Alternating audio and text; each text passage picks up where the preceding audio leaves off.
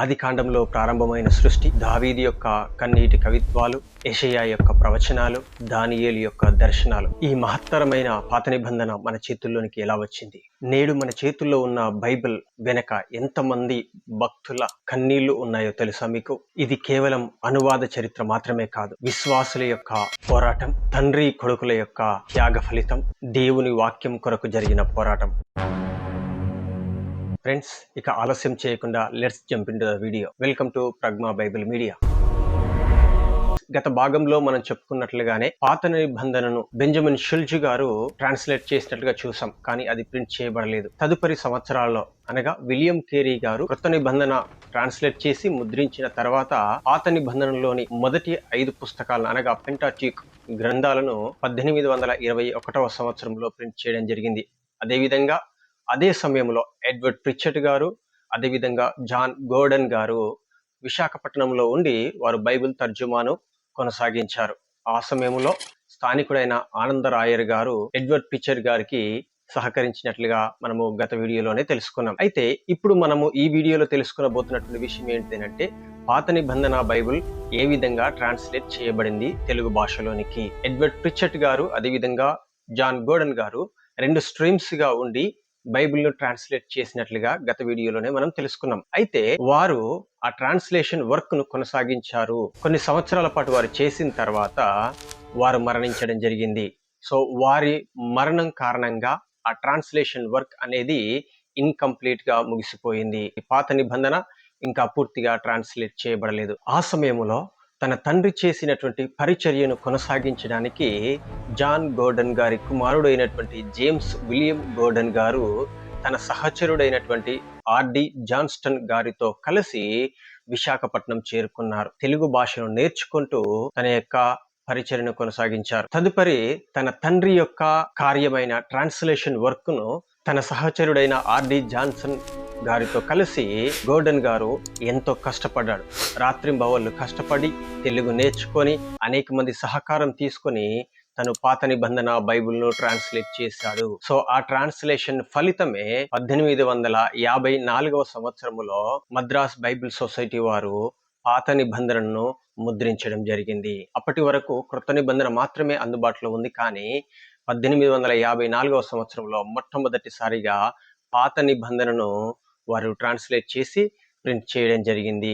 కానీ ఇక్కడ మనం గుర్తుపెట్టుకోవాల్సినటువంటి విషయం ఒకటి ఉంది. ఏంటి అంటే, ఈ ట్రాన్స్లేషన్ వర్క్ కేవలము గోర్డన్ గారు, ఆర్డి జాన్సన్ గారితో మాత్రమే జరగలేదు. స్థానికులైనటువంటి అనేక మంది సేవకులు, పండితులు సహకరించారు. అందరి యొక్క కృషి ఫలితమే పాత నిబంధన ట్రాన్స్లేషన్ వర్క్. కానీ ఆ కాలంలో చాలా మంది కూడా పాత నిబంధన ట్రాన్స్లేషన్ వర్క్ లో లీనమైపోయారు.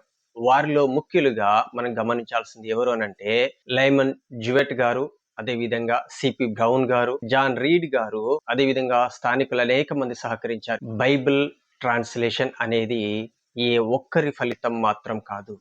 చాలా మంది భక్తులు తమ జీవితాలను ధారపోయడం జరిగింది. అయితే జేమ్స్ విలియం గోర్డన్, అదేవిధంగా ఆర్డి జాన్స్టన్ గారు జాన్ గోర్డన్ గారు చేసినటువంటి ట్రాన్స్లేషన్ వర్క్ ప్రతులను వారు సంపాదించి, సో ఆ ప్రతులను రివైజ్ చేస్తూ సో మిగిలినటువంటి వర్క్ ను వీరు కొనసాగించడం జరిగింది. తద్వారా పూర్తి పాత నిబంధన అందుబాటులోనికి వచ్చింది.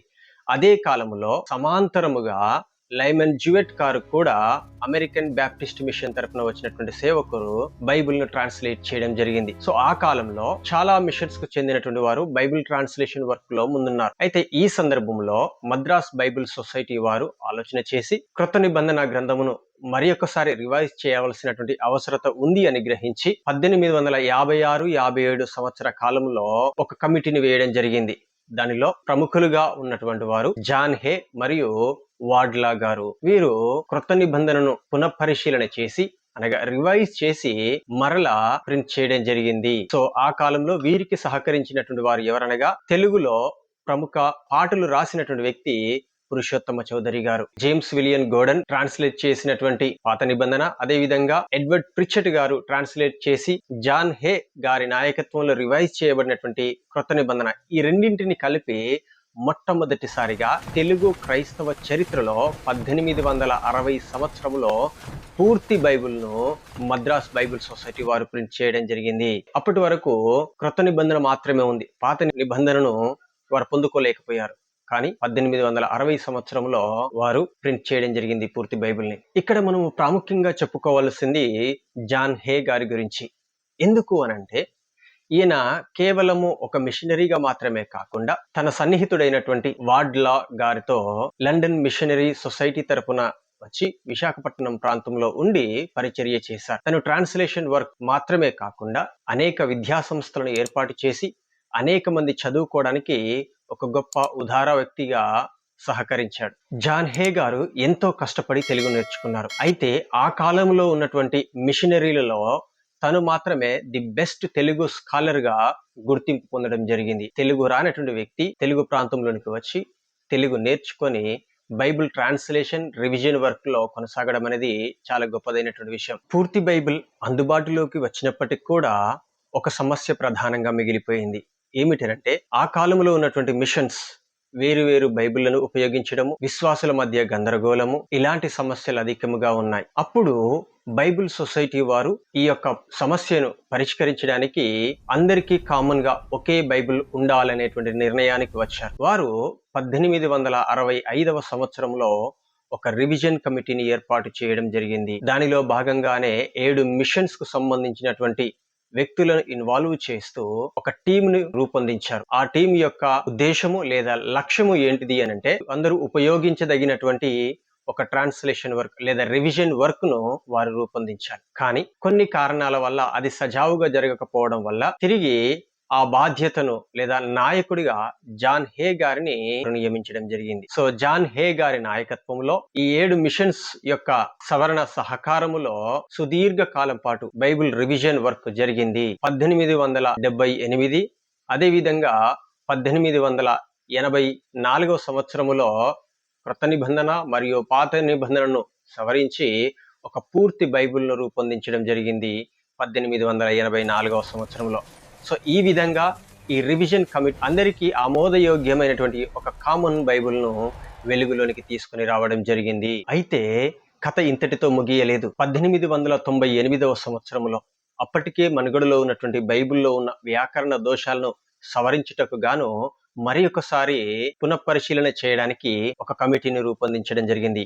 ఈ కమిటీని నడిపించినటువంటి వారు మిషనరీ అయినటువంటి బేకన్ గారు, స్థానికులైనటువంటి ధన్వాడ అనంతం గారు మరియు సీనయ్య గారు, ఇతరులు కూడా సహకరించారు. కానీ వీరు ప్రముఖులుగా ఉన్నారు. వీరు కష్టపడి ఆ టీం అంతా వ్యాకరణ దోషాలను సరిచేస్తూ 1904 సంవత్సరంలో బైబిల్ ప్రింట్ చేయడం జరిగింది. కానీ తర్వాత వారు గమనించినటువంటి కొన్ని పదాల యొక్క సమస్యలను బట్టి మరి ఒకసారి సవరించవలసినటువంటి అవసరతను సవరించి 1913 సంవత్సరంలో మరి ఒకసారి ఫుల్ బైబిల్ ను ప్రింట్ చేయడం జరిగింది.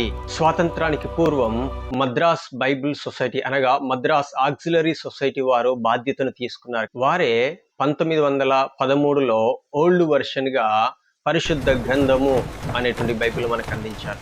సో ఈ బాధ్యతను భుజాన వేసుకున్నటువంటి మద్రాస్ బైబిల్ సొసైటీ వారు ఈ బైబిల్ ప్రింట్ చేయడం జరిగింది. ఇన్ని రకాలుగా ఇన్ని రివిజన్స్ చేస్తూ బైబిల్ మన చేతిలోనికి వచ్చింది. సో ప్రస్తుతం మనం వాడుతున్నటువంటి బైబిల్ స్వతంత్రానికి పూర్వము ప్రింట్ చేయబడినటువంటి మద్రాస్ బైబిల్ సొసైటీ వారు బాధ్యతగా తీసుకున్నటువంటి బైబిల్ మనం వాడుతున్నాం. కానీ స్వాతంత్రము తర్వాత బైబిల్ సొసైటీ ఆఫ్ ఇండియా వారు ఈ ప్రతులను సేకరించి వారు మరి ఒకసారి రివైజ్ చేస్తూ 1953 సంవత్సరములో మనం వాడుతున్నటువంటి బైబిల్ ను ప్రింట్ చేయడం జరిగింది. సో ఇప్పటి వరకు మనం వాడుతున్నటువంటి ఈ బిఎస్ఐ ఓవి వర్షన్ అనగా ఓల్డ్ వర్షన్ ఏదైతే ఉందో అది 1953లో ఫైనల్ చేసినటువంటి కాపీ. సో ఈ విధంగా మన చేతుల్లోనికి బైబిల్ అనేది వచ్చింది. ఫ్రెండ్స్, ఈరోజు నీ చేతిలో నా చేతిలో ఉన్న బైబిల్ ఏ ఒక్కరి శ్రమ ఫలితం కాదు.